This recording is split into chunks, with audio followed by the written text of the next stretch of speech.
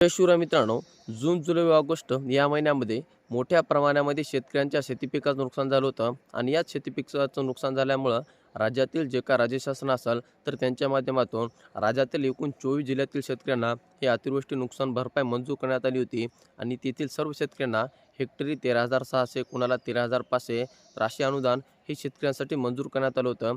आणि आता या सर्व शेतकऱ्यांसाठी एक आनंदाचा अपडेट आहे, म्हणजे ज्या शेतकऱ्यांनी आपली ई-के-वाय-सी पूर्ण केलेली आहे तर अशा सर्व शेतकऱ्यांच्यामध्ये हे अनुदानाचं वितरण जमा होण्यासाठी सुरुवात झालं आहे. तुम्ही जर पाहिलेच असाल, राज्यातील जे काही विविध जिल्हे असतील, विविध तालुके असेल, तर त्या सर्व शेतकऱ्यांच्या जे काही ई-के-वाय-सीची प्रोसेस आहे तर ती जवळपास पूर्ण झालेली आहे. त्याच्यामध्ये पहिला टप्पासुद्धा शेतकऱ्यांच्या खात्यामध्ये जमा झाला आहे आणि त्याच्यानंतर दुसऱ्या टप्प्यामधील ज्या शेतकऱ्यांनी ई-के-वाय-सी पूर्ण केली होती आणि ही ई-के-वाय-सी पूर्ण करून ज्या शेतकऱ्यांना जवळपास 1 ते 2 महिने झाले होते तर अशा सर्व शेतकऱ्यांच्या खात्यामध्ये हे अनुदानाचं वितरण जमा झालेलं आहे. तर मित्रांनो, आता हे अनुदानाचं वितरण नेमकं कोणत्या बँक खात्यामध्ये जमा झालं, त्याच्यानंतर कधी जमा झालं आणि किती रुपये जमा झाला हे नेमकं कसं बघायचं, तर याच्यासाठी तुम्हाला सर्वात प्रथम तुमच्या मोबाईलमध्ये क्रोम ब्राउझरमध्ये जायचं आहे आणि त्या ठिकाणी गेल्याच्यानंतर दुष्काळ ई-के-वाय-सी पेमेंट स्टेटस या साईटवरती तुम्हाला जायचं आहे. आणि या साईटवर गेल्याच्यानंतर तुम्हाला त्या ठिकाणी तुम्हाला तुमचा व्ही-के नंबर मागितला जाईल.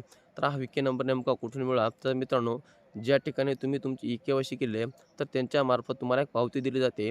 त्या पावतीवर तुमचा नंबर असतो किंवा तलाठी कार्यालय असाल तर यांच्याशीसुद्धा संपर्क करून तुम्ही तुमची यादी मागू शकता आणि त्या ठिकाणी जो काय व्ही-के नंबर आहे तो व्ही-के नंबर त्या ठिकाणी टाकू शकता.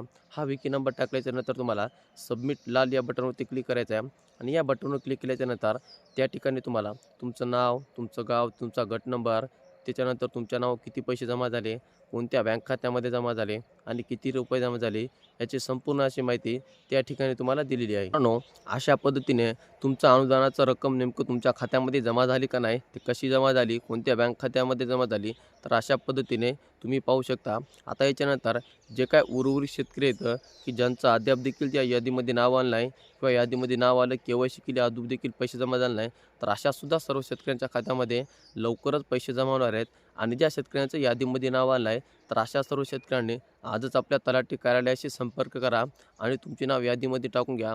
आता याच्यामध्ये बरेच असे शेतकरी येतात की मयत शेतकरी येतात, तर मित्रांनो, त्यासुद्धा सर्व शेतकऱ्यांनी एक महत्त्वाची सूचना आहे, कारण की जे मयत शेतकरी येतात तर त्यांच्या जे काय वारसा येतात तर त्यांनासुद्धा या अनुदानाचा लाभ मिळू शकतो. त्याच्यासाठी तुम्हाला तलाठी कार्यालयाशी संपर्क करायचा आहे आणि त्या ठिकाणी तुमचं नाव टाकून घ्यायचं आहे.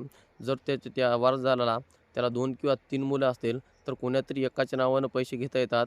त्याच्यासाठी तुम्हाला बॉन्ड द्यावा लागतो आणि अशा पद्धतीने जर मयत शेतकरी असेल तर त्यांच्यासुद्धा अनुदानाचा लाभ हा त्यांच्या वारसांना देण्यात येत होतो. तर मित्रांनो, ही होती महत्त्वपूर्ण माहिती जी की आपण या व्हिडिओच्या माध्यमातून जाणून घेण्याचे प्रयत्न केले आहे.